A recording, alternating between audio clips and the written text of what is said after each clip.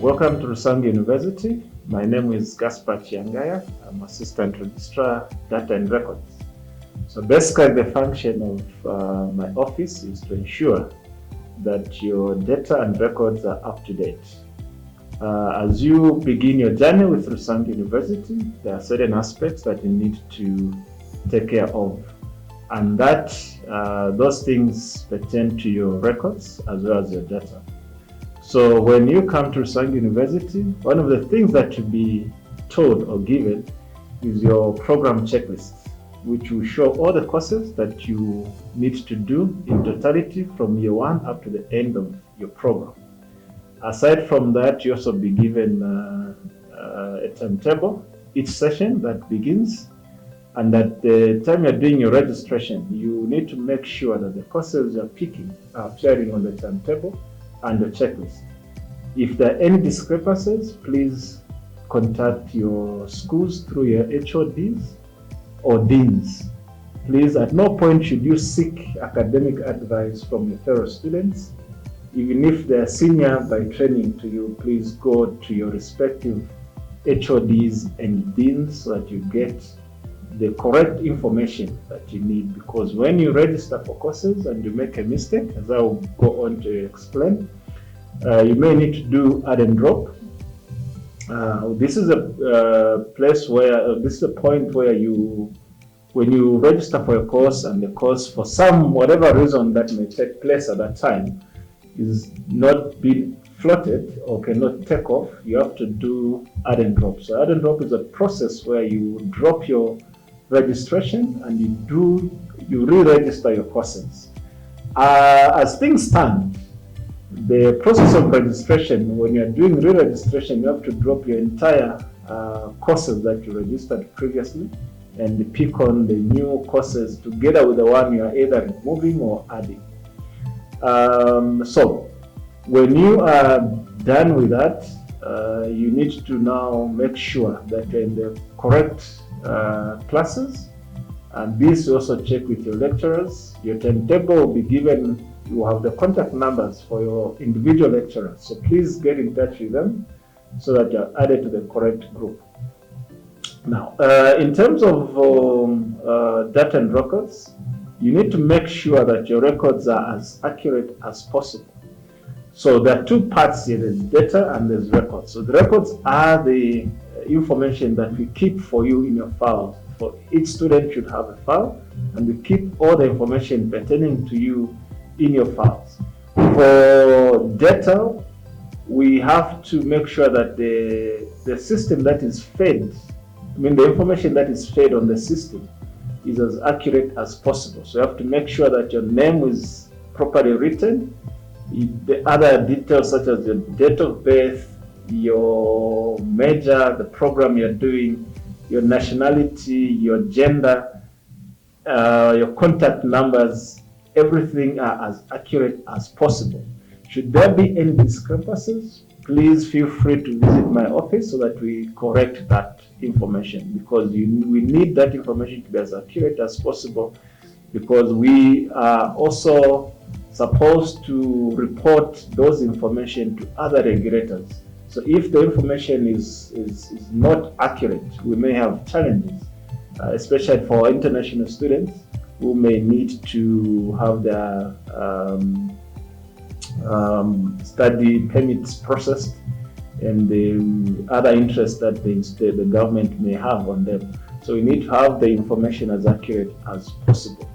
So when you notice that there's a discrepancy, please feel free to reach out to my office so that we sort it out on your portal. And please be in the habit of checking your student portals time and again. Do not only check them when it's time for exams. There are times when you are in the process of registering your courses, you may think you have clicked and ended the final process, but there are few cases where a student will realize 2 days before the exam that they have not yet registered for their courses. So we do not want you to be inconvenienced. Immediately you register, be in the habit of continuously checking your portals, and not only on the registration, but even the other details, as I have earlier on alluded to. So when you see any anything that is not sitting properly in your, as far as your records are concerned, please, like I indicated, feel free to reach out to us. The other thing I need to emphasize is that when you are writing your exams, you'll be issued with a document that is called exam docket. Other institutions call them exam slips. So the exam docket is basically your passage to you writing your examinations. So minus that docket may have some issues. And that some particular docket will need to be used when you're doing your final financial clearance pending graduation. So as things stand, we emphasize that every student be in the habit of keeping these dockets or these slips. There are many ways that we can keep them. I think I'll just emphasize on two, because we live in a modern world, we live in an information age. One of the things that I advise you to do is you can scan, as soon as the exam is done, or as soon as you print out the docket, please scan it and save it on your Google Drive or Apple platform, or even merely sending it to your own email so that you keep it. Even if you lose the physical copy, you may as well have kept a soft copy. So these documents are needed when doing your final graduation clearance. It may look very far because we're just beginning this journey through Rusangi University, but trust me, time flies by so fast. So you may realize you're already clearing for graduation and you may have lost these dockets. So please be in the habit of keeping them. The other thing I need to emphasize again is when you are opening this, when you open the session, please pay attention to the registration dates. Okay, so you should know when registration is beginning and when it is ending. And these dates will make sure, will help you plan and avoid some pitfalls that you may otherwise face if you do not stick to or pay attention to the dates. So when registration opens, you have a period that is called normal registration period. Okay, so this is where you register and there's no penalty. Then we go to late registration period. So this is a period where registration is still open, but because you're in the late registration period, you will be charged. There'll be a charge per day as you go on to register. So please make sure you pay attention to the dates. So for each day that accumulates, it will multiply. So there's a fixed charge per day which multiplies according to the number of days you take to register. And then aside from that, we have normal add and drop. So normal add and drop moves together with normal registration period. Then you have late add and drop. So late add and drop also moves with late registration. So the process of add and drop, as I think I touched a bit on it. So this is a process where you've registered for courses quite all right, but then because of one or two reasons, one of the courses or maybe two of the courses you registered for were wrong or could not take off. So two instances, sometimes a student may click on a course because the courses are close together in the system. You may have thought you clicked on the correct course and yet you clicked on the course either below or above the one that you wanted to register for. And then moments later, you realize that you've actually made a mistake. So you can use this process called add and drop. So during normal registration, there's no charge. So you basically go to your profile under your, under your portrait area. There's a function there that is called drop course registration. So just click there, then your courses will be deregistered and then you'll be allowed to register again. So when you realize much later and you need to do that process, so the charge for late registration will also apply for late add and drop. But I should be quick to mention that the late registration charge may not apply to you as new students, it will apply in the subsequent session that you do your registration. For this one that you're starting with, do not worry, the process will not apply to you.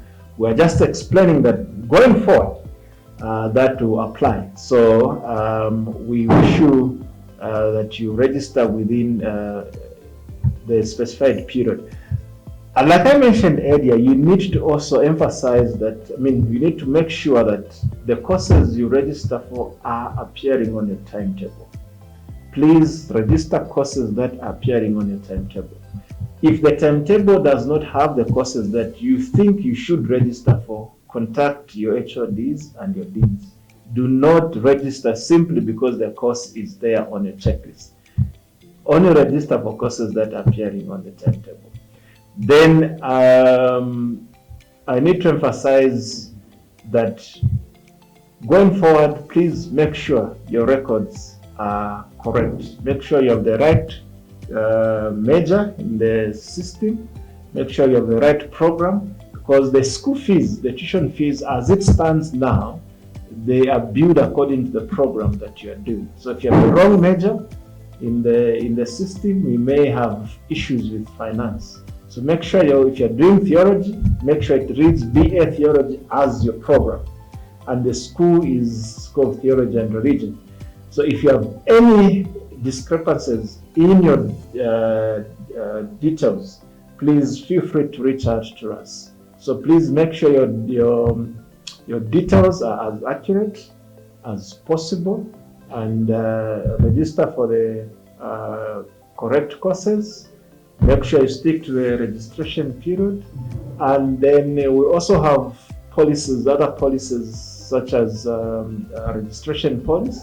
So if you register for a course and then you wish to withdraw, depending on the time that you want to withdraw, there may be charges that will apply. So if you register for courses and you want to withdraw before starting class, I think that's 0%. If you register and you've started class, the charges 10%, 20%. But if you register halfway through the program and you want to withdraw halfway through the program, you may have to forfeit your tuition fees because the lecturer may have taught you already.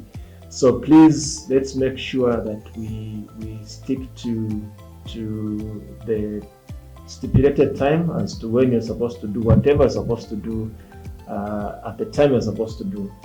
So wish you the very best as you begin this journey with Rusangi University. For any other queries, please feel free to contact our officers or my office. I think for those of you that will begin, my number should be there on the timetable. If you have any queries pertaining your records and the information appearing on the system, please feel free to contact so that we have the correct information. Thank you so much. Welcome to Rusangi University, and we wish you the very best in your journey, and we wish you success. God bless.